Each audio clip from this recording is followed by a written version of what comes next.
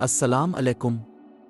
आज की वीडियो में हम आपको रोज़मर्रा ज़िंदगी के 5 ऐसे हैरत अंगेज़ हक़ाइक़ बताएंगे जो शायद आपने कभी ना सुने हों। चलिए शुरू करते हैं।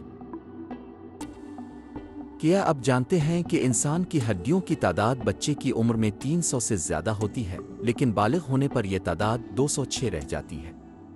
ये इसलिए होता है क्योंकि कुछ हड्डियां आपस में जड़ जाती हैं। दुनिया का सबसे तेज परिंदा फाल्कन है, जो हवा में 300 किलोमीटर फी घंटा से ज्यादा की रफ्तार से परवाज कर सकता है।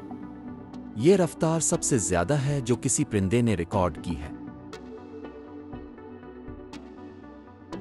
हमारी जल्द तकरीबन हर 27 दिन में अपनी पूरी तह बदल लेती है।